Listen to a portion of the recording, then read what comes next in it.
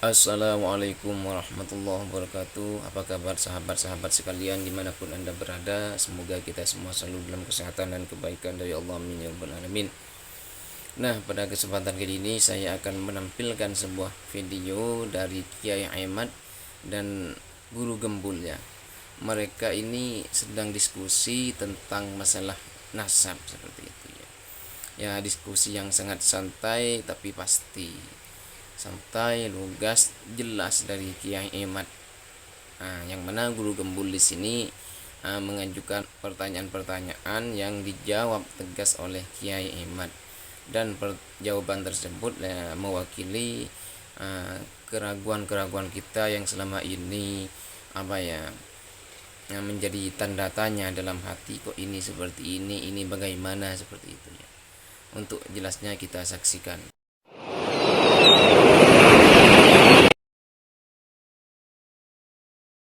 Assalamualaikum Baraya, ketemu lagi di Guru Gembul Channel, dan sekarang saya juga bertemu dengan pakar-pakar terkemuka yang kemarin-kemarin bikin polemik di Indonesia dan cukup meramaikan media sosial selama beberapa tahun ini.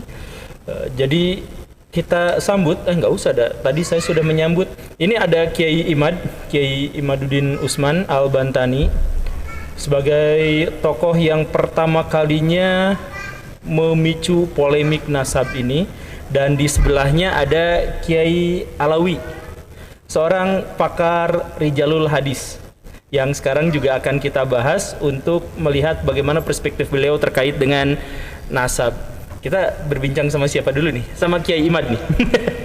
Kiai Imad, apa kabar? Baik ya? Baik, Pak Guru. Alhamdulillah. Saya mulai dari hal yang sangat sederhana. Kiai, tolong jelaskan apa alasan Kiai bikin polemik ini, mengangkatnya ke muka publik. Ya, mungkin yang dimaksud oleh Guru Gembul adalah polemik nasab alwi yang nasab alawi. Beri kesimpulan bahwa nasab alwi adalah nasabun batilun mardudun maudu'un munqati'un. Nasab yang itu terputus sejarahnya dan nasabnya dari Rasulullah Muhammad SAW. Dia adalah nasab yang tertolak, mardud. Dia juga nasab yang maudhu', palsu. Juga nasab yang sama sekali tidak bisa diverifikasi berdasarkan ilmu sejarah, ilmu nasab, juga tes DNA. Nah, kenapa itu bisa saya mengarah motivasi apa gitu yang membuat saya kemudian meneliti nasab alwi ini? Karena memang nasab alwi ini adalah nasab yang mereka mengaku keturunan dari Rasulullah. Kalaulah mereka hanya mengaku sebagai keturunan dari Sang Kuryang misalnya, atau keturunan dari Kabayan si Barakokok, atau dari keturunan Nyi Iteng gitu, itu mungkin kita tidak ada motivasi untuk lebih jauh mengetahui apakah pengakuan mereka itu kepada Kabayan benar atau tidak. Tetapi yang mereka akui adalah sebuah nasab mulia yang yata'allaku bil mu'minin wal muslimin, yang berkaitan dengan orang-orang Islam secara umum, yaitu nasab daripada Rasulullah Muhammad SAW. Mereka mengaku sebagai keturunan daripada baginda Nabi besar Muhammad SAW. Tentu bagi setiap mukmin mempunyai legal standing untuk mempertanyakan, memverifikasi apakah pengakuan mereka ini betul ataukah tidak. Itu mungkin Guru Gembul. Ini langsung, ini teh punten ya, di awal langsung ada bahwa nasabnya itu salah, keliru, batil juga, tidak nyambung dan sebagainya. Ini klaim yang seperti ini kan klaim yang awal Pak Kiai sampaikan. Tapi kan selama dalam kurun waktu 1-2-3 tahun belakangan ini juga ada bantahan-bantahan yang menyebutkan bahwa nasab ini diakui dan nasab ini tercatat dan nasab ini sah dalam syariah Islam untuk diakui. Ya, orang yang membantah kemudian bicara sendiri tanpa mau untuk dipertemukan dalam meja ilmiah, dalam meja perdebatan, di dalam meja diskusi. Data-data yang mereka dapatkan ini apakah memenuhi prinsip-prinsip ilmiah ataukah tidak, itu tidak bisa disebut mereka sudah membantah. dan dari berbagai macam bantahan-bantahan kitab ataupun melalui audio, visual dan sebagainya, itu saya sudah melihat bahwa apa yang telah mereka jawab, mereka bantah, terutama dari Rabita Alawiyah atau dari Habib-Habib, itu tidak bisa untuk menjawab daripada tesis saya, karena mahalun niza, titik diskusi kita atau titik gugatan itu adalah tidak adanya sumber dan fakta ilmiah yang bisa mereka bawa untuk memvalidkan, mensahihkan daripada nasab mereka, di mana saya menggugat bahwa nasab mereka tidak mempunyai sumber data dari pengakuan sosok tokoh yang akui, yaitu Ahmad bin Isa. Mereka mengakui Ahmad bin Isa sebagai luhur mereka. Ahmad bin Isa ini wafat tahun 345 Hijriah. Nah, apakah di tahun-tahun itu mereka ini mempunyai data-data yang sezaman atau data yang paling mendekati dari apa yang bisa mereka temukan untuk mengatakan bahwa memang Ahmad bin Isa ini mempunyai anak bernama Ubaidillah. Nama Ubaidillah inilah, Pak Guru Gembul, yang mereka jadikan sebuah ketersambungan nasab mereka dengan Ahmad bin Isa. Ahmad bin Isa ini telah terverifikasi di dalam kitab-kitab nasab abad kelima, Tahdhibul Ansab, Al-Majdi, Muntaqilatul Talibiyah, Sajarah Mubarakah, sampai abad ke-9, bahwa memang Ahmad bin Isa ini adalah sosok yang ada nyata, terkonfirmasi ada secara ilmu nasab. Kemudian dia juga telah terkonfirmasi hanya mempunyai 3 anak, yaitu Muhammad, Ali dan Husain. Ini ada di dalam kitab Sajarah Mubarakah karya daripada Imam Al-Fakhrur Razi, yang ditulis kitab ini sesuai dengan manuskrip yang ada, yaitu 597 Hijriah. Nah, kemudian kitab yang setelahnya, yaitu abad ke-8, ke-9, dari kitab-kitab nasab itu tidak ada yang memverifikasi keluarga Habib-Habib ini, Al-Atas, Asigab bin Sihab bin Yahya sebagai turun Nabi. Tidak ada sama sekali yang mencatat itu. Mereka mulai mengaku di abad 9 itu. Sementara di abad 9 itu sudah ada kitab nasab yang ditulis oleh ulama nasab, yaitu kitab Umdatul Talib Al-Kubra, Umdatul Talib Al-Usta, Umdatul Talib Al-Sughra. Tetapi tidak ada yang mencatat ketersambungan mereka pada Rasulullah. Lebih dari itu, tidak ada yang mencatat sama sekali nama-nama dari keluarga mereka yang hidup pada saat itu. Jadi bantahan itu, Guru-guru, saya kira hanya sebuah usaha untuk mengatakan kepada para mukibinnya bahwa mereka mempunyai jawaban, walaupun jawaban itu tidak bisa masuk dalam standar atau prinsip-prinsip ilmiah. Prinsip ilmiah dan standar kebenaran ilmiah itu tidak bisa. Seperti kemarin mereka telah membuat sebuah buku dengan judul Keabsahan Nasab Batawi, 540 halaman. Di dalamnya itu hanya pengulangan apa yang telah mereka sampaikan.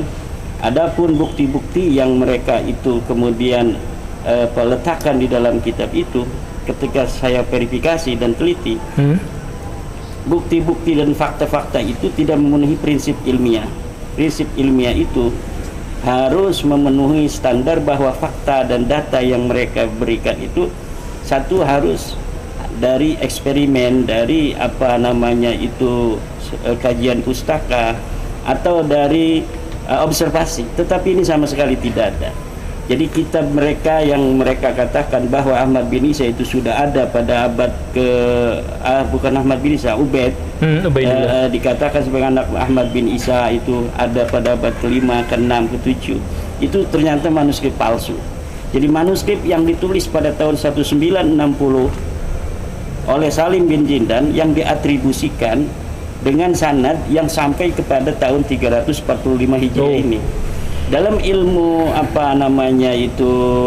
filologi ini tidak bisa sebuah manuskrip yang ditulis tahun 1969 hanya karena dia menyebut orang yang ada di abad keempat, kemudian ini bisa dikatakan sebagai sebuah dalil untuk orang yang ada di abad keempat. Karena setiap sebuah manuskrip itu hanya menjadi dalil dan dasar bagi orang-orang yang ada pada masa itu. Jadi hari ini kita mengatakan tentang Sangkuriang, maka dalil yang kita tulis hari ini, kitab yang kita tulis hari ini tidak bisa untuk memverifikasi betulkah sampaian itu ada. Betul. Karena siapapun bisa menulis apapun dengan titi mangsa kapanpun, sesuai dengan apa yang dia inginkan, bahkan sampai Nabi Adam.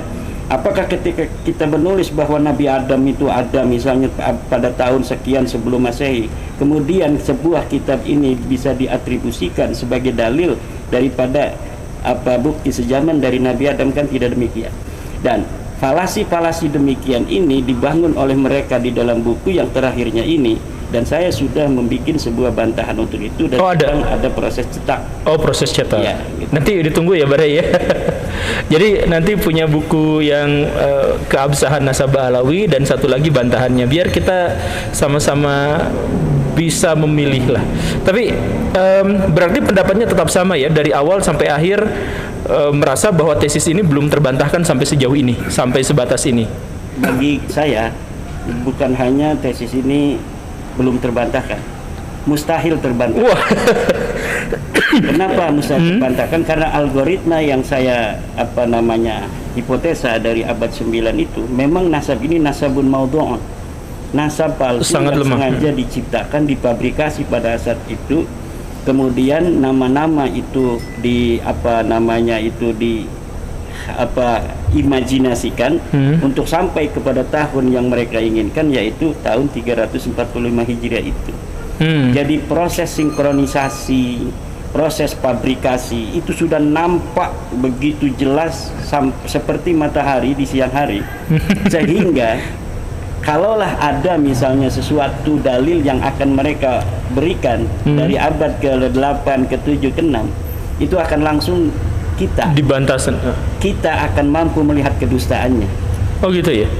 Coba kita bertanya sama tokoh yang satu lagi yang punya latar berbeda dalam memahami nasab. Jadi Baraya, sekali lagi ini masih berbicara dalam konteks polemik nasab. Dan sekarang ini ada satu lagi, tapi beliau itu dari pakar hadis. Jadi bukan ilmu nasab tapi ilmu hadis. Bagaimana Pak Alawi? Pak Alawi ada komentar awal untuk menjelaskan polemik nasab ini dalam konteks ilmu hadis, rijal hadis? Yang ingin disampaikan yang pertama harus terangkan dulu bahwa ilmu rijal hadis adalah sebuah ilmu yang menceritakan sosok atau seseorang yang dianggap membawa berita di masa lalu dan sampai saat dia hidup. Jadi yang disorot adalah rijalnya, langsung orangnya, ya, orang penuturnya gitu ya. Iya, penuturnya. Jadi dalam kaidah kan dikatakan bahwa kullu syai'in yahtaju ila ilmin, laisa ilmu yahtaju ila syai'in. Segala sesuatu butuh ilmu, bukan ilmu yang butuh sesuatu. Wa kullu ilmin yahtaju ila rawi, laisa rawiyu yahtaju ila ilmin.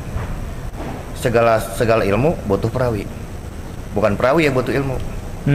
Karena bagaimana mungkin perawi bisa menyampaikan sesuatu kalau ilmunya tidak ada? Oke. Ini jadi kaidah yang sangat logis. Lalu sekarang karena perawi inilah sebuah pembawa berita, dia adalah orang yang membawa berita dari masa lalu sampai masa dia hidup. Dalam kajian ilmu jalur hadis, kita akan tanya, orangnya ada nggak? Kalau ada, oke, siapa namanya? Ibu bapaknya siapa? Kalau punya riwayat pendidikan, pernah nyantri di mana? Oh gitu. Gurunya siapa?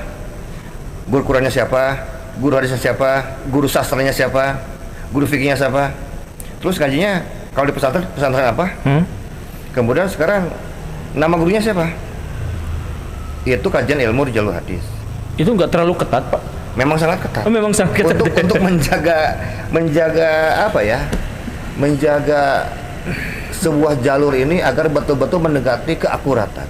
Jadi ilmu rijalul hadis hanya akan menerima seseorang itu ada atau tidak kalau biografinya jelas ada, termasuk juga pangkat keilmuannya, begitu? Betul.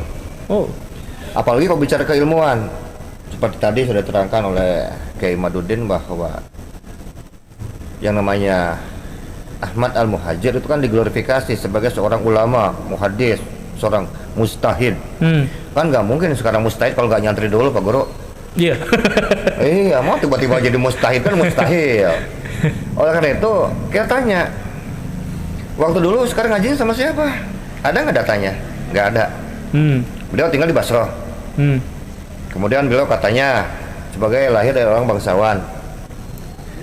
Kemudian dalam bangsawan ini kan sudah terbiasa mereka selalu mencatat yang namanya silsilah kebangsawanan mereka. Betul. Dan kebiasaan masa lalu. Betul. Jadi sangat mustahil apabila sekarang dikatakan sebagai seorang bangsawan, keluarga ini tidak punya sekarang silsilah yang hidup pada zamannya. Kan ini hidupnya abad 3 atau abad 4. Di mana waktu itu ya sangat-sangat berkembang ilmu pengetahuan di kota Baghdad, Basra, Kufah dalam dinasti Abbasiyah. Kemudian beliau juga dari kecil katanya kan gitu. Mengajinya kan banyak benar nih, berbagai disiplin ilmu pengetahuan, tafsir Quran, ilmu hadis, fikih, ilmu sastra, balaghah, macam-macam. Yang menarik dari kitab-kitab sekarang yang hidup abad 3 dan 4, misalnya dari mulai kitab tafsir At-Tabari, kemudian Tarikh At-Tabari, kemudian kitab Sahih Ibnu Huzaimah, kemudian dalam kitab Ibnu Mandah, Al-Iman Ibnu Mandah, kemudian dalam kitab sekarang As-Sahih As-Saghir, Al-Kabir, kemudian As-Sunan Ad-Darqutni. Saya panjangkan hampir 300 tahun dari prediksi seorang tokoh, seorang historis, seorang ulama yang menurut Balawi ini pernah hadir, ternyata namanya tidak pernah tercatat sebagai ulama satupun. Jadi saya pertegas nih. Jadi Bapak menyebut bahwa leluhurnya Ba'alawi yang bernama siapa tadi? Ahmad Al-Muhajir. Ya. Itu ternyata yang diklaim sebagai seorang ulama besar yang seharusnya memiliki catatan tertulis, betul, seharusnya memiliki biografi dan diakui oleh orang-orang, ternyata selama 300 tahun tidak pernah ada riwayatnya. Iya, nyantri aja nggak pernah. Nggak, tapi orangnya ada? Tidak ada. Oh, orangnya juga tidak ada, tidak diketahui. Kalau orangnya ada harus ada datanya. Kan kita bicara ilmu di jalur hadis. Ada nggak orang? Oh iya. Jadi keberadaan seseorang itu harus dicatat sebagai buktinya dulu ada atau tidak, baru kita akui orangnya ada atau tidak, begitu ya? Iya. Nah ini buktinya sama sekali tidak ada. Tidak ada. Sama sekali tidak ada. Nihil yang namanya jadi kepangkatan yang disematkan pada Ahmad Al-Muhajir itu memang betul-betul tidak ada. Jangankan mustahid, santri aja nggak tahu kok. Nyantrinya di mana, gurunya siapa, nggak ada. Ini klaim ini tuh betulan Pak bahwa Ahmad Al-Muhajir tidak pernah tercatat berguru pada siapa. Betul. Dan murid-muridnya siapa? Iya. Tidak pernah. Tidak pernah. Tapi catatan internal dari Ba'alawi itu ada mungkin Pak? Ya katanya, mereka katanya bahwa Ahmad Al-Muhajir pernah buat musnad, kumpulan-kumpulan, berarti kumpulan-kumpulan perawi. Musnad ya, iya, namanya kumpulan-kumpulan perawi yang disatukan dalam sebuah kitab, namanya musnad, isnad, sanad. Kalau sanad kan berarti mata rantai berhubungan dengan perawi. Kita tanya perawinya mana, kitabnya mana kalau begitu? Ada nggak? Nggak ada lagi. Coba nanti kitabnya mana, nanti dicek. Oh iya, silahkan. Saya juga nanti insya Allah ada itu Pak. Oh gitu, yakin? Nggak bakalan ada. Oh yakin lah tuh, yakin. Kita sudah periksa itu dari 11.400 jalur periwayatan dari 50 kitab, insya Allah. Itu betul-betul tidak. Berapa punten? 11.400 jalur periwayatan dari 50 kitab. Itu tidak ada satupun. Tidak ada. Bahkan saya tutup riset saya saking penasaran. Tutup dengan kitab Ad-Durrul Mansur Imam Jalil As-Suyuti. Karena dalam madzhab Syafi'i beliau ini kan bermuaranya semua sanad hadis, semua riwayat di sana bermuaranya. Jadi kalau Imam Jalil As-Suyuti kan beliau itu kalau meriwayatkan menggunakan kalimat wa kharaja, misalnya wa kharaja Bukhari fi sahihi, wa Muslim fi sahihi, wa Abu Daud fi sahihi, an Ibnu Umar, an Nabi Muhammad sallallahu alaihi wasallam faqala. Jadi nama orangnya, ulamanya dan kitabnya disebut. Kemudian siapa perawi yang membawa hadis tersebut itu selalu dibawa. Bahkan Imam Jalil As-Suyuti itu selalu meriwayatkan dari mulai abad 1 Imam Abu Hanifah, Imam Malik, Imam Syafi'i, terus sampai para ulama yang hidup di zamannya. Andaikan betul Ahmad Al-Muhajir dengan gelar yang begitu luar biasa, Imam Mustahid, kenapa tidak diriwayatkan satupun riwayatnya? Kenapa jawabannya? Ya karena memang tidak ada orangnya. Selesai.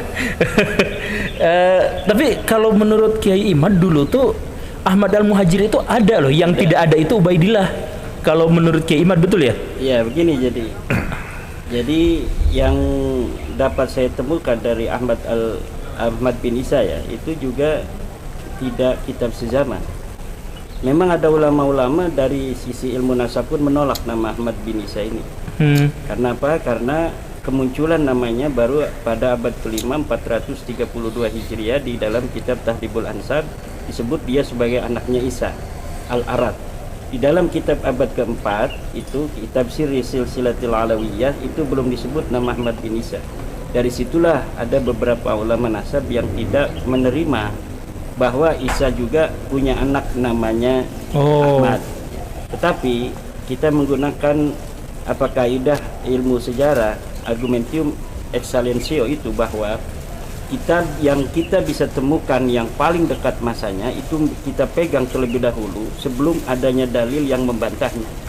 Ketika kita menemukan kitab Tahdhibul Ansab yang menyatakan bahwa Ahmad bin Isa ini betul anaknya Isa, maka kita pegang itu, kemudian diverifikasi oleh kitab-kitab lain seperti di dalam kitab Al-Majdi masih abad ke-5.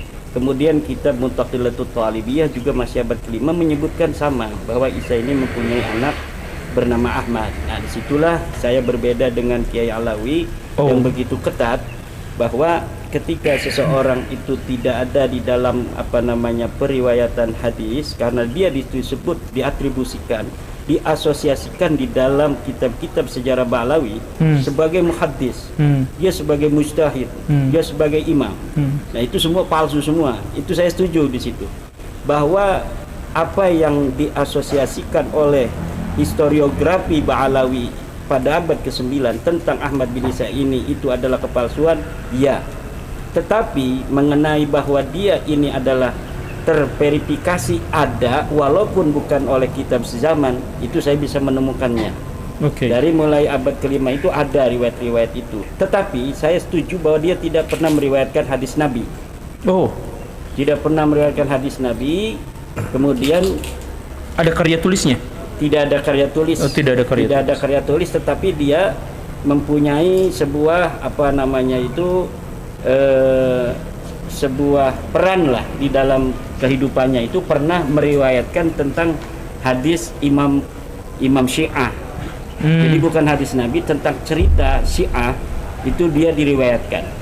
Jadi di dalam tradisi Syiah itu orang-orang yang pernah bertemu dengan imam-imam itu, kemudian pun disebut sebagai perawi. Betul. Ahmad bin Isa ini adalah salah satu perawi dari Syiah, bukan tentang hadis, tetapi tentang dia pernah bertemu dengan seorang imam Syiah yang ke-10 dan calonnya yang ke-11. Nah, dari situ saya bisa untuk mengambil kesimpulan, Ahmad bin Isa ini ada, tetapi dia tidak punya peran-peran strategis di dalam epistemologi Islam, terutama hadis. Tetapi juga dia tidak berumur panjang. Jadi dia udah punya anak beberapa, masih kecil, kemudian dia meninggal dunia. Itulah yang menjadi sebab bagaimana sulitnya kita untuk mencari ketokohan Ahmad bin Isa dalam fakta-fakta historis yang kita bisa lihat di dalam kitab-kitab sejarah masa lalu. Berarti kesimpulannya adalah Kiai Imad yang menggunakan pendekatan ilmu nasab menganggap bahwa Ahmad bin Isa itu ada, tetapi tidak memiliki kontribusi yang signifikan terhadap perkembangan ilmu pada waktu itu, dan diduga adalah bagian dari kelompok Syiah. Sedangkan Kiai Alawi itu menggunakan metodologi yang lebih ketat, yaitu ilmu rijalul hadis, itu mengatakan tidak ada sama sekali bukti yang memadai dan otentik terkait dengan keberadaan Ahmad Al-Muhajir itu. Betul ya? Nah, lah, kita selesai dulu pada tema ini bahwa nasabnya begini. Nanti kapan-kapan saya juga akan datang ke Rabithah Alawiyah lagi, insya Allah, untuk membahas masalah yang seperti ini. Sebenarnya udah janjian juga. Nah, tapi balik ke pertanyaan sosial yang menyangkut masyarakat Indonesia. Pak, ini ke Bapak dulu ya. Sebagai seorang pakar hadis, apa pentingnya bahas polemik nasab ini? Kan anggaplah yang sudah dipercaya ya sudah, toh kalau misalkan percaya pada orang itu juga ya itu mah nanti serahkan aja kepada Allah Subhanahu wa taala terkait benar dan salahnya gitu. Kenapa dalam hal ini Bapak ikut bersuara untuk membahas nasab? Yang pertama perlu direvisi, saya itu bukan pakar hadis. Oh, bukan. Pengkaji Rijalul Hadis. Oke, pengkaji Rijalul Hadis. Kita luruskan dulu sedikit. Yang kedua, kenapa sekarang saya berkontribusi di dalam polemik nasab ini? Karena yang saya lihat dan saya alami dalam masyarakat bahwa masalah ini bukan hanya masalah nasab bin atau binti anu, enggak. Ini sudah menjurus mengarah kepada pengkastaan di masyarakat. Oke. Ada orang yang merasa lebih superior dari orang lain. Ya, karena dia sekarang merasa mempunyai darah Kanjeng Nabi Muhammad SAW. Ternyata kalau dikaji lagi, ternyata darahnya dari Nabi Hud, kan begitu, nggak nyambung sebetulnya. Ya, kita punya datanya gitu. Jadi Nabi Muhammad kan sebenarnya tidak pernah mengajarkan pengkastaan. Bahwa semua sama saja, iya, wala ahmaro wala ahmar. Tidak juga sekarang orang yang kulitnya merah, yang tidak hitam, wala ahmaro wala ahmar, semua kan tidak ada perbedaan. Sudah berbicara masalah ras itu bukan ajaran Islam sebetulnya. Oleh karena itu, ketika sudah saya membuat tesis, itu kan sebetulnya saya diperintah sama guru, coba katanya diperiksa dulu, betul nggak? Setelah saya cek, ternyata ini percis bilang yang saya pelajari di pondok pesantren dulu, hanya saya dalam bidang Rijul Hadis. Tadi kan Kimat bilang ini mustahil, bisa dibantah, betul. Saya pernah bilang sama beliau waktu di rumahnya bahwa tesis yang dibuat itu ini sudah menggunakan 4 standar, seperti seolah-olah standar 4 hadis Sahih Bukhari, Sahih Muslim, Ibnu Huzaimah, Ibnu Hibban, disimpan dalam satu tesis. Jadi kalau orang mau bantah, dia harus menggunakan metode standar sahih yang sama. Nggak bisa menggunakan standar sahih, sunan, mujam, musnad, itu nggak beda, itu beda level, harus dengan metode yang sama. Jadi kalau misalnya Kimat sekarang mengatakan mustahil, bukan berlebihan, memang begitu, harus jawab dengan metode yang sama.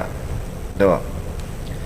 Ini yang membuat saya lebih bersemangat, lebih termotivasi lagi untuk membuktikan dalam kajian saya bahwa Ahmad bin Isa ini yang jelas ya bukan seorang ulama. Jadi terlalu diglorifikasi gitu. Karena riwayat nyantri aja nggak pernah. Tapi kalau kita mau cek and recheck, kita bisa mendapatkan semua riwayat. Misalnya kalau misalnya dalam mazhab Imam Ahlussunnah, Imam Abu Hanifah, Imam Malik, Imam Syafi'i, Imam Ahmad bin Hanbal, dan imam-imam sebelumnya, sebab itu lahirnya sekarang di mana kita tahu. Iya. Pendidikannya seperti apa? Tahu. Hafal Qur'annya umur 6, 7, 8 tahun kita tahu. Iya. Itulah yang disebut dengan dalam kaidah itu kan begini. Kullu tarihin yahtaju ila rawi mal akhbaril lati yahmiluha bi tatabu'i. Setiap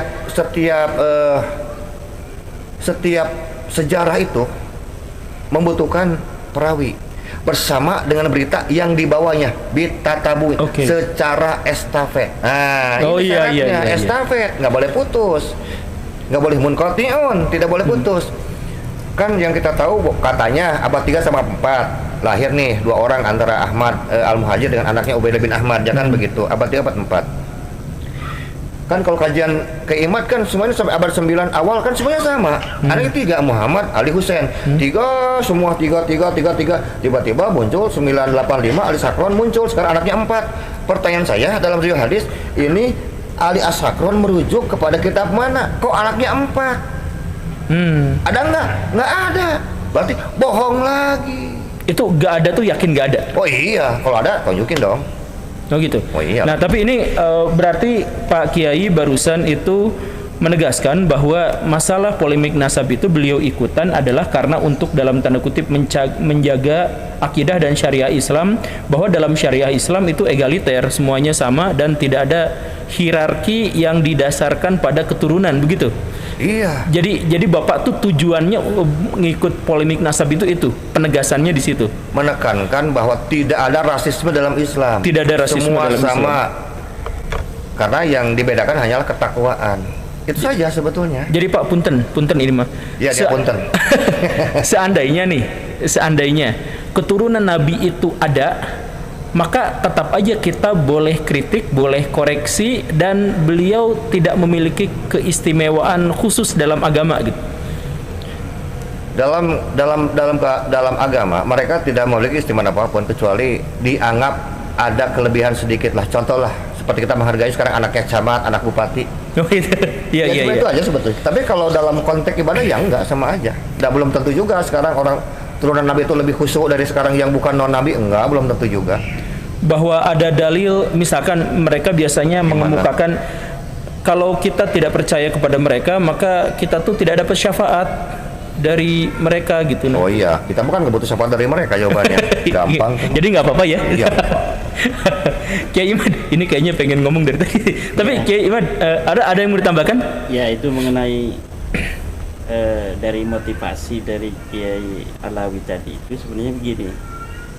Jadi nasab atau keturunan Kanjeng Nabi itu mempunyai sebuah kekhususan. Dia itu laikun li ayyuk tadabi, mempunyai kelayakan untuk dijadikan suri tauladan. Dan dari berbagai macam jalur keturunan Kanjeng Nabi Muhammad SAW, itu hanya klan Ba'lawi ini dari yang mengaku sebagai turunan Nabi yang memiliki kelainan. Oh, kelainan satu, kalau misalnya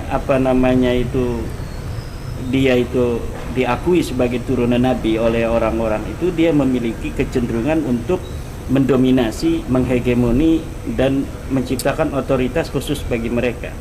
Kemudian ajaran-ajaran yang berbeda dengan para keturunan Nabi yang asli, yaitu seperti ingin dihormati lebih dari orang lain. Dan ini tidak ditemukan di dalam sejarah tentang keturunan Nabi di masa lalu yang lain. Dari jalur lain tidak ada seperti itu. Ini sebentar, butuh penegasan bahwa keturunan atau orang yang mengklaim sebagai keturunan Nabi itu bukan hanya dari Ba'lawi, tapi dari banyak klan, banyak. Tapi hanya dari klan Ba'lawi ini saja yang mendoktrinkan untuk mengistimewakan silsilah mereka. Betul. Yang lain tuh banyak sebenarnya. Banyak dari berbagai macam jalur, bahkan Ba'lawi ini hanya satu klan kecil, walaupun banyak dia, tetapi memiliki ajaran-ajaran yang lain dari keturunan Nabi yang asli, seperti ingin dihormati lebih dari orang lain, bersama dengan telah nyatanya keterputusan nasab mereka itu. Saya yakin dari mereka itu sebenarnya kalau mau jujur itu sudah mengakui bahwa nasab mereka putus, tapi wa ma'adzalika, bersamaan dengan itu mereka itu terus untuk menganggap orang-orang itu tidak terlalu peduli dengan kajian-kajian ilmiah. Jadi doktrin dan framing bagi mereka itu lebih diutamakan untuk membangun otoritas dan hegemoni di tengah-tengah masyarakat yang dinilai oleh mereka itu bodoh. Nah, inilah tugas kita sebagai orang-orang yang sedikit diberikan pencerahan ilmu oleh Allah Subhanahu wa taala untuk memberikan pencerahan an-nasihah, ketulusan kepada saudara-saudara kita, bahwa sesungguhnya pengakuan mereka ini adalah pengakuan palsu. Saya dapat bertanggung jawab di dunia dan di akhirat, saya ulang-ulangi itu, bahwa mereka ini betul palsu, mereka ini betul-betul Nabi, dan apa yang mereka sampaikan itu bukan untuk kalian, tapi untuk mereka sendiri. Kalau misalnya dikatakan oleh Guru Gembul tadi, bagaimana misalnya orang-orang yang ngurusi nasab orang gitu kan. Ya, apa untungnya buat mereka ngurusi nasab orang? Ya, kita balik bertanya, kenapa ente ketika itu diputuskan bahwa nasab ente terputus, nasab ente palsu, ente kepanasan kebakaran jenggot? Kalau ente tidak merasa bahwa nasab ente itu tidak penting, maka ente tidak akan marah ketika kita mengatakan nasab ente putus. Toh nasab mau nyambung mau putus itu tidak ada artinya bagi dia misalnya. Tapi tidak begitu dengan Ba'lawi. Dia merasa penting pengakuan orang itu, bahkan dia datang ke kiai-kiai, ke ulama-ulama yang mau membantu mereka untuk mengatakan, memberikan testimoni bahwa nasab mereka ini adalah nasab yang tersambung. Untuk apa? Agar orang-orang bodoh-bodoh itu masih mempercayai mereka. Karena mereka tahu bahwa orang bodoh itu kadang-kadang masih mengakui ucapan-ucapan simbolis dari seorang ulama, walaupun tanpa fakta dan tanpa data, udah husnudon saja. Iya, husnudon itu haram hukumnya untuk sesuatu yang jelas sudah selain berbeda, terbalik 180 derajat dari apa yang kita husnudon nih. Kalau sudah terbukti salah, itu haram hukumnya kita husnudon. Gak boleh kita husnudon kepada garam kalau garam ini kita sudah rasakan dia itu asin, kemudian kita husnudoni dia manis. Ini dalam narasi Guru Gembul disebut dengan kebenaran ilmiah yang indrawi gitu, yang nggak boleh kita apa namanya itu menghusnudoni sesuatu yang tidak logis. Ya kan ilmiah itu dia harus logis, dia harus empiris, harus verifikatif. Iya. Kemudian juga harus pragmatis. Ada aksiologi di situ. Apakah ada ketika kita mengungkapkan kebenaran ini manfaat yang akan dirasakan oleh masyarakat? Ya jelas ada. Buktinya pendawiran di mana-mana. Iya. Setelah bab nasab ini, isu nasab, diskursus nasab ini kemudian muncul, pendawiran turun 99%. Sehingga para kabib-kabib yang biasa dawir itu sekarang ada yang jual minyak wangi lagi seperti dulu dan leluhur-leluhur mereka. Kemudian orang-orang yang inferior dari keluarga kerajaan, keturunan Siliwangi, keturunan Sunan Gunung Jati, keturunan Sultan Hasanuddin, mereka yang selama ini ditekan secara spiritual, secara mental, ini sekarang tumbuh superioritasnya. Bahwa memang kami anak raja, kami adalah keturunan orang-orang besar. Dan mereka yang dulunya tukang minyak kembali sekarang jual minyak lagi, bahkan ada yang sudah kembali jadi tukang parkir.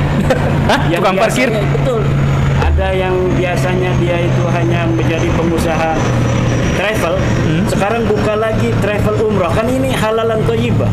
Oh iya. Bagus sekali kan?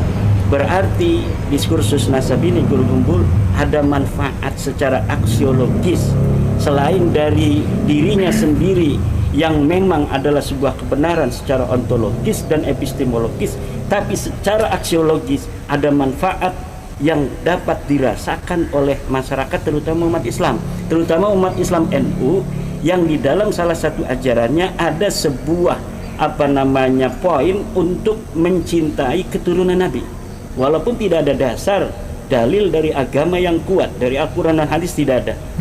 Yang ada itu adalah tentang kewajiban kita mencintai Allah, mencintai Rasul dan ahli bait. Ini ada dalilnya. 3 ini ada dalilnya. Tetapi mencintai keturunan Nabi, keturunan ahli bait tidak ada dalilnya. Walaupun tidak ada dalilnya dalam tradisi pemahaman keagamaan Ahli Sunnah wal Jamaah, ini itu ada itemnya.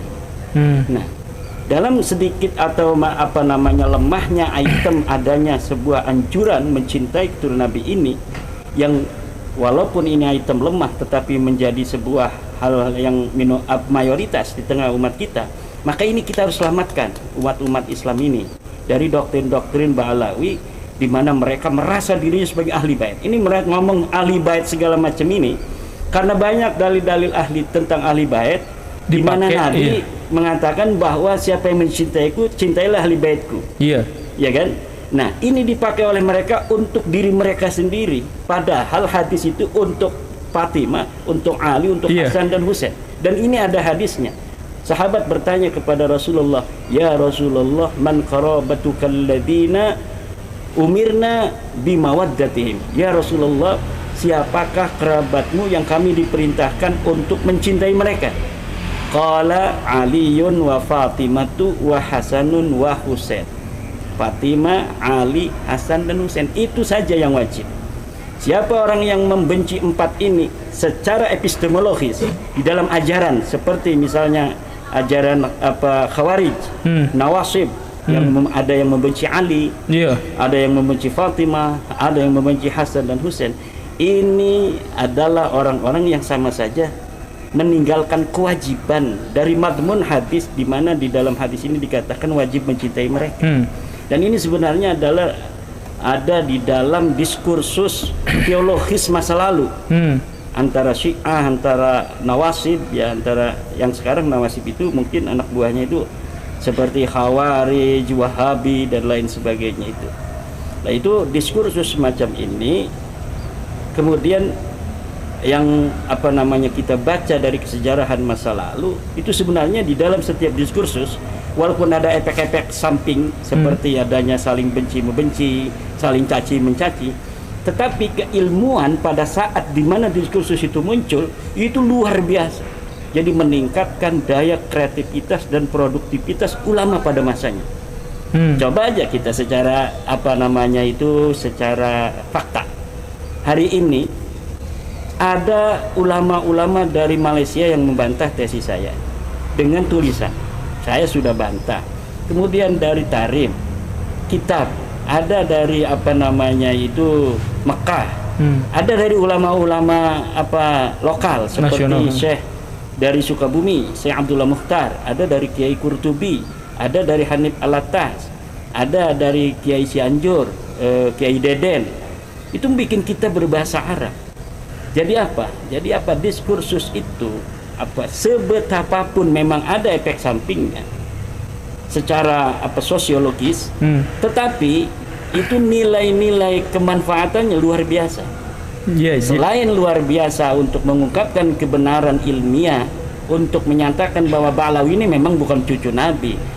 Dari 4 minimal itu, pertama nasab, kemudian sejarah, tes DNA, akhlak aja itu tidak matching untuk dikatakan sebagai cucu Nabi. Iya. Itu menurut saya ya. Oke. Pak Guru Gembul. Nanti kita garis bawahi yang bagian itu. Tapi balik lagi ke Ustadz Kiai Alawi. Tadi Kiai Imad menyampaikan bahwa bukan hanya Ba'alawi saja, tetapi ada banyak klan-klan yang mengaku berasal dari keturunan Nabi. Menurut ilmu Rijalul Hadis, sampai sejauh mana keotentikan dari, kan kalau misalkan yang Ba'alawi tadi langsung dinyatakan selesai, itu tidak ada buktinya, tidak kelihatan biografinya, tidak ada karyanya, tidak ada. Nah, klan-klan yang lain itu bagaimana? Klaim-klaim yang lain yang kita selidiki, kita teliti, seperti nakobah ashraf yang di internasional, di luar negeri ya, Pak Guru Gembul. Semenjak mereka berdiri, mereka sudah punya manuskrip. Aneh nggak sekarang? Sekelas Robert Alwiyah baru kelabakan sekarang, baru cari manuskrip. Kenapa? Gitu. Oh iya, karena memang nggak punya naskah aslinya. Satu. Tapi yang lain, nakobah yang lain itu ada manuskripnya. Ada. Nah, kalau dalam ilmu Rijalul Hadis itu harusnya, karena kan nakobah itu kan sebuah lembaga yang mensahkan sekarang sebuah nasab. Kalau sekarang perorangan kan katanya ada nakib. Kalau dalam ilmu Rijalul Hadis, kalau dengan syarat tabung estafet, ya kan dari zaman ke zaman, anggap aja nih abad 3 sampai abad 9 gitu ya, saling mengesahkan. Jadi biar ini betul loh jalurnya. Ada yang mengesahkan, harusnya ada kalimat misalnya hadasana Nakib Ibrahim, hadasana Nakib Sulaiman, hadasana Nakib Ahmad, qala hadasana Nakib Ubaidillah misalnya. Jadi ini ada nakib yang mengesahkan dari satu zaman ke zaman yang lain. Pensahan, isbat namanya itu. Pertanyaannya, Ba'alawi punya nggak isbat kayak begitu? Nggak ada. Kenapa nggak ada? Kenapa tuh tidak ada? Ya, sesuai dengan bukunya katanya Sukhroh, koma istifadoh, dan disahkan oleh ulama-ulama di zamannya. Zaman siapa? Mana isbatnya?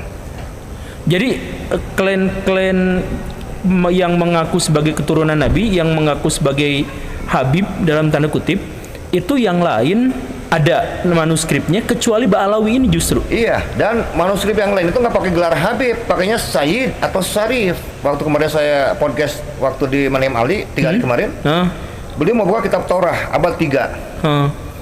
Jadi untuk keturunan sekarang Bani Ismail bin Ibrahim alaihissalam itu dikatakan Sayyidus Syarif, hanya 2, Sayyid dan Syarif, untuk keturunan dari Nabi Ismail alaihissalam, bukan dari Ishak. Ismail semua Sayyid Syarif semua.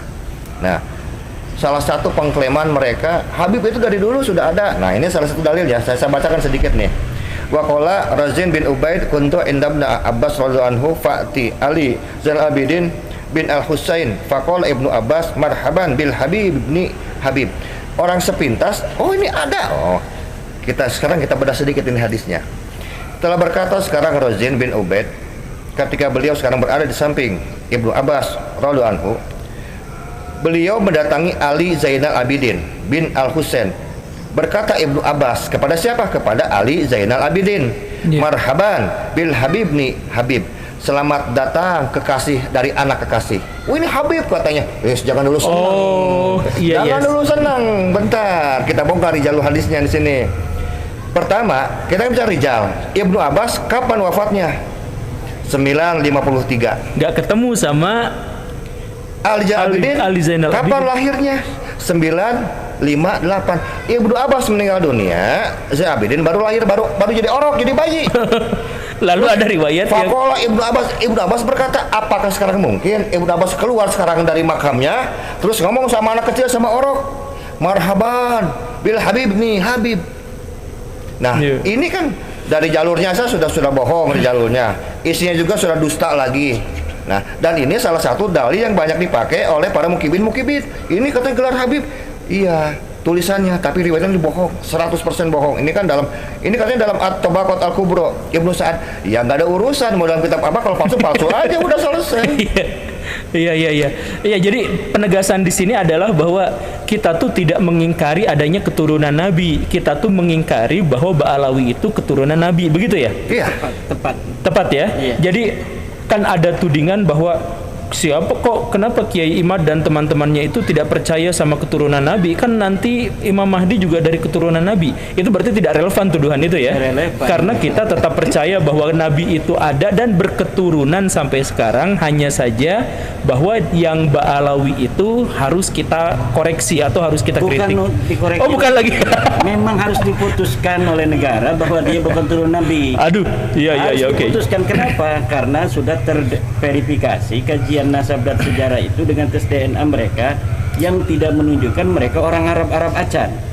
Iya. Jangankan mereka sebagai keturunan Nabi Muhammad SAW, jalur laki-laki, sedangkan mereka pun tidak terverifikasi sebagai orang Arab. Bagaimana orang yang mengaku turun Nabi yang seorang Arab itu adalah seorang ya itu bagaimana seorang yang terverifikasi bukan sebagai orang Arab mengaku sebagai turun Nabi.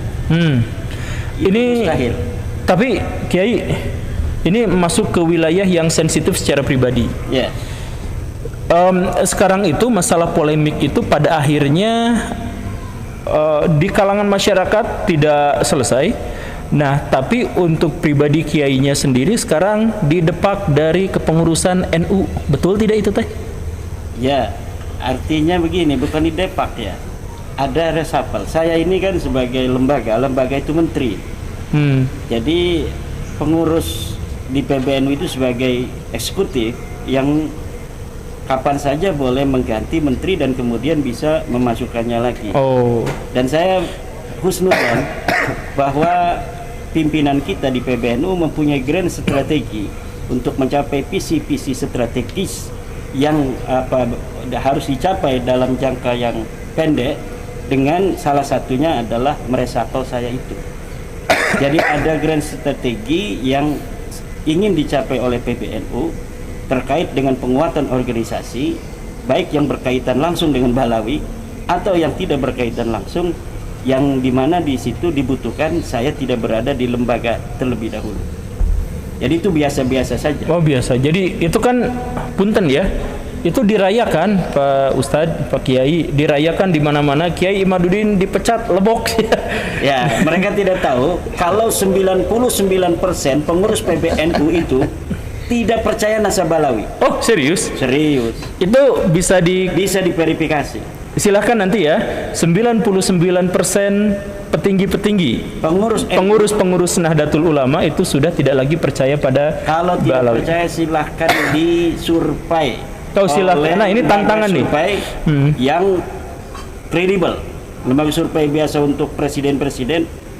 Coba survei seluruh Indonesia para petinggi-petinggi NU di setiap tingkatan, apakah mereka percaya nasab Ba'alawi? Berapa persen yang percaya dan berapa persen yang tidak percaya? Kenapa? Karena saya ke bawah. Siapa yang mengundang-undang saya itu untuk memberikan ceramah-ceramah? Itu pengurus-pengurus NU.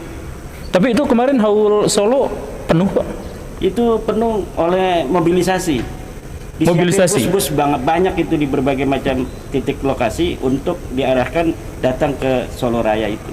Oh, ya berarti pada bagian ini Kiai Imad mengatakan bahwa orang-orang Nahdlatul Ulama secara umum sudah sadar dan tidak lagi percaya pada klaim Habib dari Ba'alawi itu. Ya, karena saya orang NU, saya ada di bawah, saya mempunyai relasi dengan berbagai macam tingkatan di pengurusan NU, bahkan sampai PBNU. Kebanyakan mereka tidak percaya nasab Ba'alawi.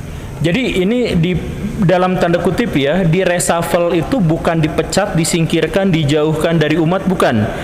Tapi sebenarnya adalah kita masih SMS-an dengan sekjen. Oh gitu. Nah begitu Baraya ya kurang lebihnya. Ini waktunya kayaknya hampir sejam, dan punten Baraya ini teh tadi teh ada pesawat lewat, ada kita teh kegerimisan tadi teh. Tapi udah gimana lagi, dah podcast saya mah kayak gini atuh gimana.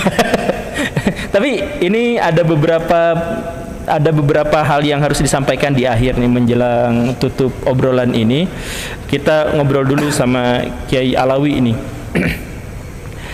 Kiai, kalau umat pada akhirnya percaya pada Ba'alawi dan atau tidak percaya pada Ba'alawi, apa konsekuensinya terhadap kaum muslimin secara umum? Coba kalimat yang lebih khusus lagi, percaya sama Ba'alawi sebagai apa dulu? Nah ya, sebagai keturunan Nabi ya. Gitu. Iya benar. Untuk umat yang percaya sekarang bahwa Ba'alawi sebagai keturunan Nabi, sebetulnya nggak ada keuntungan untuk Ba'alawinya, tapi kerugian untuk umatnya. Satu. Justru yang lebih diuntungkan adalah orang-orang sekarang yang tidak percaya terhadap mereka, terhadap Ba'alawi sebagai zuriyah Nabi melalui hasil riset, hasil penelitian. Islam itu kan agama yang ilmiah, agama yang menuntut riset. Mana buktinya? Contoh, dalam Al-Quran Allah menyatakan, A'udzubillahi minasyaitonirrajim, ya ayyuhallazina amanu in ja'akum fasiqun binnabain fatabayyanu. Cek dan recheck. Padahal sesungguhnya bukan check and recheck. Kalimat yang lebih dalam itu fatabayyanu itu apa? Riset. Oh, fatabayyanu itu riset. Penelitian. Pakai wawu dan alif mulazamah, jadi riset terus-terusan kata Allah. Penelitian terus-terusan. Kalau nggak tanpa riset, kamu akan membodohi sebuah kaum, sebuah komunitas, dikarenakan kebodohanmu. Jadi orang yang nggak mau riset orang bodoh kalau Al-Quran sebetulnya. Yang tidak mau riset bodoh. Siapa saya nunjuk ini tuh tim itu. Ya. Nah inilah yang menarik, bahwa di depan Kiai Imad mengatakan bahwa mereka kan bukan orang Arab acan kan begitu. Iya memang betul. Bahkan waktu kemarin dengan Profesor Manahem Ali saya katakan, Prof, saya bilang sebelum podcast, ini sepertinya ada pembalikan tentang penisbatan antara kata Arab Aribah dengan Arab Musta'ribah. Saya bilang selama ini kan orang Yaman menganggap diri mereka Arab Aribah, Arab murni. Enggak, saya bilang, kok bisa Kiai katanya enggak begitu? Iyalah, riset saya menunjukkan sebaliknya. Karena Arab Aribah itu kan asalnya dari Nabi Ibrahim. Dalam kitab-kitab tua, Nabi Ibrahim kan disebutkan sebagai keturunan sekarang Muzarrab, Muzaribe, Mustarib, Ya'rib. Apa kalimat akhirnya? Arab kuno. Makanya wajar turun sekarang ke anaknya Nabi Ishak dan Nabi Ismail adalah orang Arab. Jadi Bani Ibrahim itu adalah orang Arab kuno asli. Dan terbukti sekarang dengan ilmu biologi modern, dengan DNA, haplogrupnya J1 untuk orang Arab. Betul. Orang Yaman yang mengaku sekarang Arab Aribah ternyata Arab Musta'ribah. Arab yang diarabkan. Mana buktinya? Haplogrupnya G. Betul enggak? Jadi sudah lama ada pembalikan julukan seperti itu. Jadi orang Arab ya tetap aja dengan J1-nya. Dan ini sudah bukan puluhan tahun, mungkin sudah 100 tahun lebih ini penjulukan Arab Aribah dengan Arab Musta'ribah. Buktinya tes DNA tetap J1 orang Arab itu. Dan tidak semua sekarang yang J1 berhak mengklaim sebagai zuriat kanjeng Nabi Muhammad. Berhak, apalagi yang haplogrupnya kejauhan. Sip. Nah ini terakhir dari Kiai Imad, barusan terakhir dari Kiai Alawi. Kiai Imad, apakah berarti tujuan Kiai Imad dalam tanda kutip ya itu sudah tercapai, di mana sebagian besar masyarakat tidak lagi percaya pada Ba'alawi, dan bahkan di kalangan NU sebagai satu-satunya ormas besar di Indonesia yang masih mengakui Ba'alawi itu pun terpecah dan bagian terbesarnya sudah tidak lagi percaya. Nah ini tuh berarti tujuannya selesai atau ada tujuan berikutnya, kalaupun itu dianggap sebagai sebuah tujuan gitu? Sebenarnya sudah, dengan masyarakat sekarang sudah mengetahui, terutama warga NU, bahwa Ba'alawi bukan turun Nabi, sudah selesai.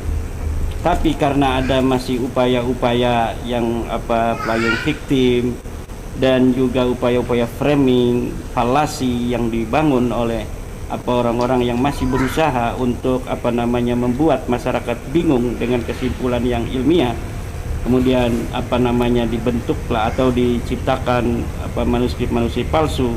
Ya saya kira diskursus ini akan makin menarik, akan makin terus menjadi tetap masih masuk ke dalam, masih jadi polemik gitu ya. Masih jadi polemik yang viral gitu. Kemudian akan lebih bisa untuk mengangkat hal-hal yang masih sekarang ini tersembunyi dari berbagai macam penyimpangan balawi, termasuk beberapa ajaran-ajaran yang sekarang mulai terverifikasi. Banyak para santri-santri Nahdiyin yang bukan hanya masalah nasab, tapi mengenai kitab-kitab yang selama ini mereka baca, seperti Bughyatul Mustarsyidin yang biasa dibaca oleh para santri-santri. Sekarang santri-santri itu di YouTube sudah saya lihat banyak yang mempermasalahkan kitab Bughyatul Mustarsyidin, sebuah kitab karya Ba'lawi di abad ke-13 Hijriah, abad ke-14 atau 13-14 Hijriah, Abdurrahman Al-Mashhur, di mana dulunya kitab kumpulan fatwa ini adalah salah satu kitab mu'tabarah di kalangan para ulama pesantren. Ketika ada menghadapi masalah dalam Basul Masail, kitab ini menjadi sebuah salah satu rujukan. Tetapi kemarin saya lihat di YouTube itu banyak santri-santri kita yang muda-muda itu mempermasalahkan kitab Bughyatul Mustarsyidin karena ternyata selain di situ membahas tentang berbagai macam masalah fatwa-fatwa keagamaan, itu ada doktrin-doktrin yang didapat diselipkan di belakang kitab itu. Jadi menjelang kitab ini berakhir, beberapa lembar sebelumnya itu banyak doktrin-doktrin tentang keunggulan klan Ba'lawi dan bagaimana kaul-kaul Ba'lawi dari ulama-ulama mereka itu lebih tinggi dari ulama lainnya. Iya. Gimana dalam bab kafa'ah, bagaimana dalam bab mujaddid, mereka itu mengurut mujaddid ya kebanyakan dimasukkan Ba'lawi. Iya. Nah terus dalam kitab An-Nahrul Mawrud, para kiai-kiai muda kita itu kemudian terungkap dari apa yang mereka baca bahwa ada ajaran-ajaran yang non syariah, seperti boleh memegang wanita segala macam ada ya? Pasar ada. Itu sudah saya lihat itu YouTube-nya di mobil tadi. Ya Allah. Di kitab Ba'lawi. Di kitab Ba'lawi namanya An-Nahrul Mawrud. Kemudian di dalam kitab-kitab yang lain seperti Asma al-Masra'ur Rawi, kitab Al-Ghurar, kemudian kitab Al-Burqatul Musyiqqah, bagaimana itu halusinasi, imajinasi masuk dalam kitab-kitab itu. Jadi hal-hal yang bersifat mistis itu masuk dalam situ yang tidak bisa terverifikasi secara data ilmiah. Dan saya kira ini dengan adanya polemik nasab yang sampai saat ini masih terus menjadi perbincangan publik dan menjadi ketertarikan masyarakat untuk kemudian ikut berkontribusi di dalam polemik ini dengan berbagai macam tingkat sesuai dengan kemampuan ilmiahnya. Ada yang dia itu bikin YouTube, ratusan itu orang bikin YouTube tanpa ada koordinasi. Mereka bicara sendiri tentang batalnya nasab Ba'lawi sesuai apa yang mereka pahami. Ada yang hanya mengambil dari pidato saya, pidatonya Kiai Alwi, kemudian disebarkan. Dan ini jumlahnya ratusan, dan ini tidak ada sebuah organisasi khusus yang menjadi dirijen untuk semua itu. Mereka ini inisiatif aja sendiri semuanya. Sendiri. Kemudian indikasi yang keduanya dari apa yang telah saya ungkapkan bahwa masyarakat ini mayoritas sudah mengerti dan memahami, bahkan menghakimi sendiri bahwa Ba'lawi bukan cucu Nabi berdasarkan pengalaman-pengalaman negatif dari sisi bisnis, dari sisi pergaulan mereka dengan Ba'lawi. Banyak testimoni, coba kita lihat di YouTube bagaimana tentang hubungan mereka dalam bisnis misalnya hubungan mereka dalam bisnis dengan Ba'lawi maksudnya, kemudian dengan perempuan misalnya, banyak testimoni dari perempuan-perempuan dan lain sebagainya. Ini semua di rangkaian ini kemudian dijadikan sebuah tasbih yang diputar oleh masyarakat untuk dijadikan dalil bahwa memang mereka ini benar-benar bukan sebagai keturunan baginda Nabi Muhammad SAW. Dan Nabi Muhammad SAW saya kira akan berbahagia karena selama ini orang-orang yang mengatribusikan dirinya sebagai keturunannya dengan palsu ini sudah terbuka. Siti Khadijah juga akan tersenyum. Banyak secara ilmiah yang memberikan sebuah testimoni spiritual kepada saya, bagaimana mereka bertemu dengan Ibunda Khadijah, bagaimana mereka bertemu dengan Sayyidina Muhammad SAW, bagaimana mereka bertemu dengan kasih-kasih Allah, kemudian menyatakan hal yang sama, tidak dapat diverifikasi, tetapi bisa untuk dijadi landasan bagi mereka sendiri untuk kemudian mengatakan dan memberikan sebuah pemantapan kepada keluarga mereka bahwa betul Ba'lawi ini bukan sebagai turunan dari baginda Nabi besar Muhammad SAW. Ya. Ya, tapi pada bagian akhir yang bapak-bapak sampaikan tadi itu memang kalau keresahan saya secara pribadi itu sih. Jadi ada dari klan Ba'lawi itu yang banyak menceritakan tentang keutamaan-keutamaan dirinya sendiri. Ada yang bisa terbang, di absen satu-satu, ada yang bisa bertemu dengan Nabi setiap hari dan dijadikan dijadikan konsultasi untuk pengobatan Nabi. Ya banyak cerita-cerita yang semacam itu. Ya tapi Baraya tentu saja kalau misalkan Baraya mau berdiskursus, mau berdialektika, silahkan lanjutkan saja, tapi jangan ada kebencian. Tanpa kebencian kita sepenuhnya punya itikad yang baik, punya itikad yang tulus. Mau yang pro, mau yang kontra pun sebaiknya memang didasarkan pada kecintaan kepada agama, kecintaan kepada kebenaran. Nanti insya Allah dalam waktu dekat saya tuh udah janjian juga, saya juga pengen bitoh terkait dengan hal ini. Dan sejujurnya Baraya mau harus digarisbawahi ya, bahwa penerimaan Ba'lawi misalkan Rabitoh Alawiyah terhadap saya juga baik-baik saja, terhadap Kiai Imad juga baik-baik saja, dan kita mah memang diskusinya adalah diskusi ilmiah. Jadi nggak usah pakai sentimen-sentimenan. Kalau misalkan mau pakai sentimen, itu justru yang akan menghancurkan. Siapa yang menggunakan sentimen biasanya juga tidak akan diterima secara panjang lebar oleh masyarakat. Jadi dalam satu hal kita tetap menjaga kerukunan, persahabatan, kebaikan dan sebagainya. Tetapi di sisi lain bahwa kita tetap harus menghidupkan diskursus ilmiah. Gitu kurang lebih ya. Sebuah pengumuman kecil Kiai bahwa mertua saya 2 hari yang lalu meninggal dunia. Innalillahi wa inna ilaihi raji'un. Dan beliau itu suka ikut ziarah-ziarah rombongan bersama Ba'lawi, bersama Habib-habib itu. Dan saya di sini adalah orang yang mengkritiknya, tapi tidak jadi masalah. Saya juga misalkan dianggap sebagai orang yang bagaimana sahabat dekat saya, sahabat terdekat saya sampai sekarang itu adalah seorang yang disebut sebagai Wahabi. Tapi kita tetap berteman dan bertukar pikiran. Jadi kita boleh panas-panasan dalam perdebatan, tapi hati kita tetap bersatu dalam ukhuwah Islamiyah. Itu pesan saya aja. Terima kasih karena sudah menyimak. Kamera saya hilang. Oh, pindah ke sana. Terima kasih karena sudah menyimak. Saya Guru Gembul dan Kiai Alawi dan Kiai Imad pamit karena sebentar lagi mau hujan lagi. Assalamualaikum warahmatullahi wabarakatuh. Nah, bagaimana tanggapan sahabat-sahabat sekalian setelah mendengarkan video barusan? Semoga kita semua bisa mendapatkan ilmu dari beliau ya. Beliau itu orang-orang alim, orang-orang pintar. Semoga ilmunya menular pada kita ya. Karena memang benar semua yang ada ini membutuhkan bukti otentik ya.